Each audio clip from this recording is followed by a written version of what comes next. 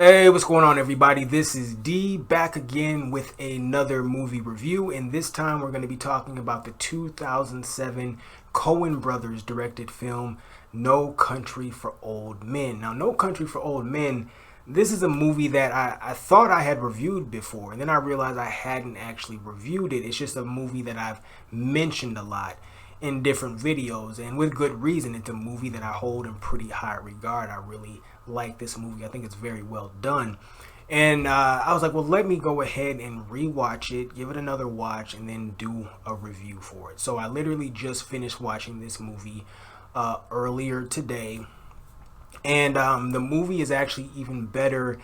For me, it was even better this time than it was, I think, the first time I saw it. And I think I've only seen it one other time. I might have seen it two other times, but I for sure remember one other time. And so this viewing was even more effective than the first initial viewing. And I thought the movie was great after that first initial viewing. Now, what this movie is about: Josh Brolin plays this character by the name of Moss. That's his last name. His first name is like Llewellyn or something, but I always feel like I'm pronouncing it wrong, so I just call him Moss. So, and this guy is a hunter who he stumbles upon a drug deal gone bad.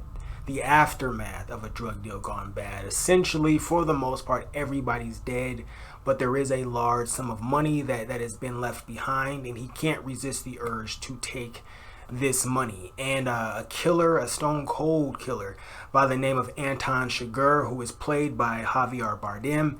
He is, let me check my focus one more time.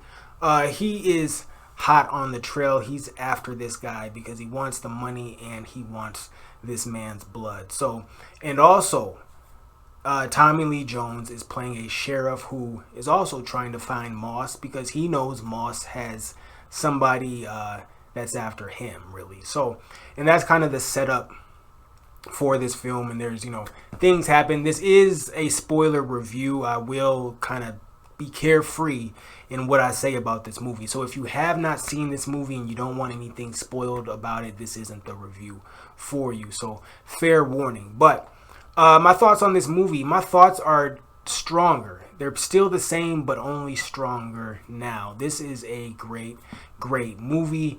Much more effective on this second viewing than it was on the first viewing. Standout things about the movie, I mean, where do I start? All the acting performances are fantastic here. Even Woody Harrelson, he shows up for what is a relatively short period, in totality, a relatively short period of the film. But he's excellent in his scenes. All of his scene, even the scene where his death scene, where Anton Chigurh and him are sitting down in that hotel room, I believe it is, and Woody Harrelson's in the chair, and we know Anton is going to kill this guy. He's just kind of taking his time before he does it, and kind of having a conversation with him. And the way Woody Harrelson kind of is carrying himself in this scene, you really buy into and kind of believe his portrayal of a lawman who kind of knows the type of person he's dealing with and essentially knows he's about to die, but isn't really gonna like break down and beg for his life. But it is pretty obvious that he doesn't want to die and is trying to find a way to get out of the situation, but not beg for it and those type of things. He really portrayed that kind of disposition very well. I thought Woody Harrelson did a good job here in his performance. Javier Bardem, incredible performance as Anton. Such a chilling villain. Like, really, probably I'd have to really kind of think more about it to make sure, but probably one of the more effective villains I've seen in a film in a long time. I mean, arguably even more effective than, say, someone like Heath Ledger's Joker, due to the fact that there is a certain level of already built-in expectation with the character of the Joker. There were things about that Joker character, as well as he was portrayed by Heath Ledger. There were many things about the character that weren't surprising because he's a character that's been around for damn near 80 years. So there are certain givens that come with the character, no matter who's portraying the character. Whereas with Anton, he's just, for me, I wasn't familiar with the book. So Anton was just a completely new kind of entity to me, and thus became to me even more effective as a villain. Long term, probably prefer Joker as just a character, just because of the kind of just more source material there, more kind of history there. But just in terms of villain, that I'm like, that gives me the heebie-jeebies more so. Anton Chigurh is just an incredibly chilling villain, and Javier Bardem does a fantastic job portraying him, especially when you consider, when you see the actor, and I guess that's why they call it acting, but when you see the actor, none of that really comes across, but when he's in this movie as Anton, it's just kind of amazing what great acting, wardrobe, lighting, makeup, and story can all do in transforming somebody into such a terrifying character. So, and then of course, Josh Brolin and Tommy Lee Jones give fantastic performances as well. Josh Brolin, his character, and his wife in this film, their situation is actually, they're kind of endearing to a certain degree, because there is a kind of simple innocence about both of them. Even Josh Brolin, who's really kind of minding his own business, when he ends up stumbling into this situation, and then kind of faces a temptation that many people would fall a victim to. I know personally, I probably wouldn't take that money.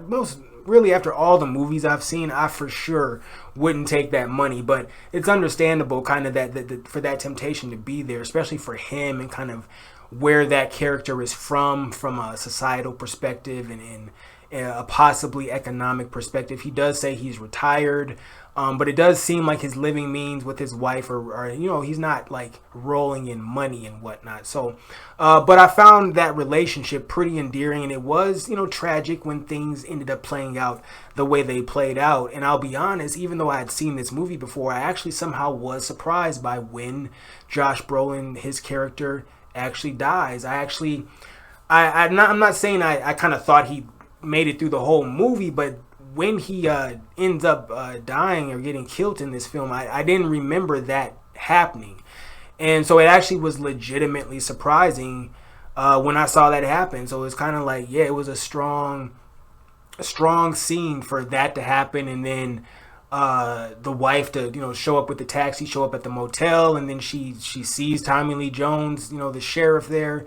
So she already knows, oh no, what happened. And then Tommy Lee Jones walks up, and then him taking his hat off his head and placing it, that tells you everything. Everybody knows when a cop shows up on your doorstep, or just shows up, period, and they take their hat off and places it on their chest or whatever, something horrible happened. And so that was a really strong scene of dialogue free, other than, I think she says like what happened or something like that, but other than that was, I'm just checking my focus, y'all, if you see this this box popping up, but other than that was a really strong scene of dialogue free acting, and just kind of communicating where characters are at mentally without them actually saying a word. So my final takeaway from the film is that this is still a fantastic movie. I enjoyed it even more so on this most recent viewing than I did the first time I saw the film. So definitely recommend it to movie fans. I've always compared it with a movie called Hell or High Water. One of the comparisons I wanted, this movie is much better than Hell or High Water, even though Hell or High Water is a very high quality film that I do recommend.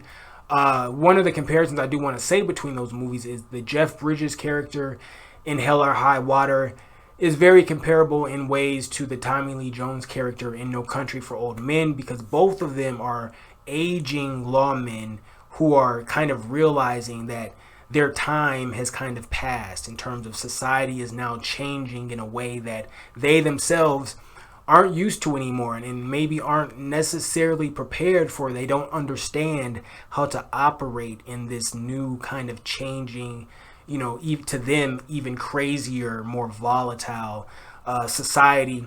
They both kind of have that kind of personal struggle going on within themselves as they age in positions of law enforcement. So that is to me that's a very valid comparison between those two characters. They're not completely the same, of course. The films aren't really completely the same, but they're both, in my opinion, very well done frontier, modern day frontier films. So I will leave this review there. No Country for Old Men. You gotta check it out if you haven't seen it. Before I leave it there, I will say about the film though, this is not, and this came across even more so on this recent viewing.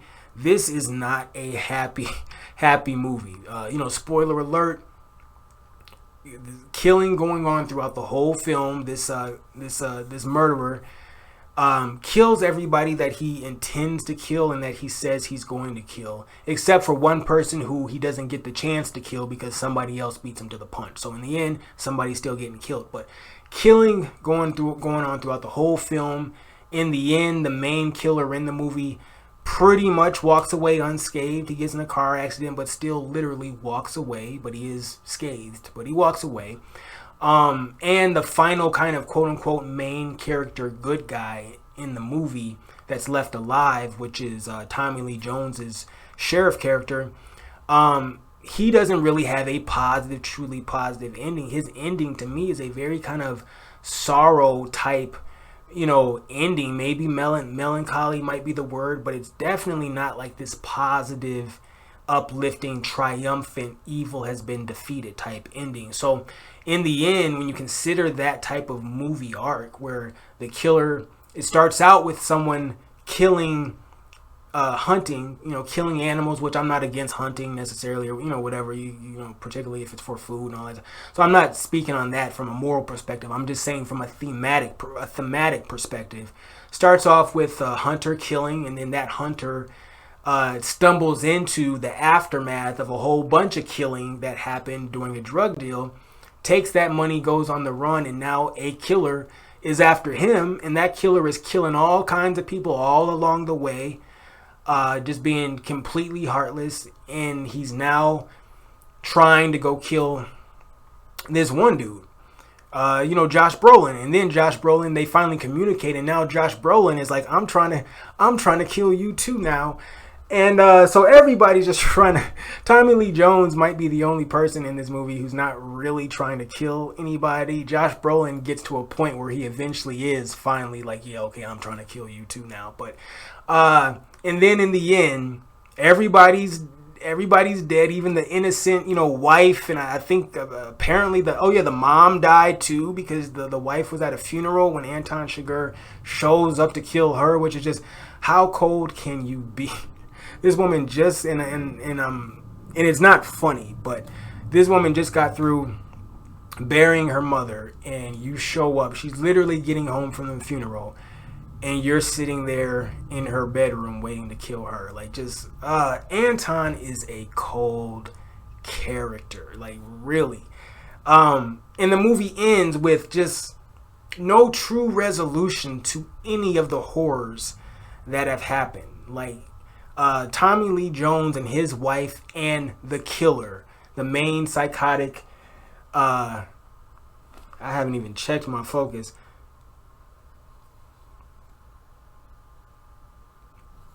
Tommy Lee Jones and his wife are basically the good people, the good guys that get left to survive. And even in that survival, there really is no true triumph. And so that's really what I want to say about the movie. This is as well made as the movie is. Evil isn't really defeated. Really, the whole movie is spent observing evil, and then the evil passes to keep going in a certain direction, and you're left to kind of contemplate the evil that just happened. There is no real resolution. Very similar to Sicario as well in that way, where Sicario, that first Sicario film, is not really like, there's no pleasantries throughout the whole movie. It's kind of all bad in terms of what's happening. So one of those deals. But that's it. Very long-winded review. That tends to happen when I really like the movie. So, but I'll leave it there as always. Until the next time, and of course, links. Click like on stuff, follow things, subscribe to things, watch things that I got on the channel. So There's firearm stuff, movie stuff. Those are the wheelhouses that I try to keep the channel in for the most part. Things related to movies, movie reviews, sporadic video essays on things, sometimes short films. Everything typically centered around the idea of movies, and then some of my kind of just fun that I have with firearms and stuff like that. So if you're into any of that type of stuff, you'll probably be able to find something worth your while on the channel. So until the next time, I will catch you on the next go round.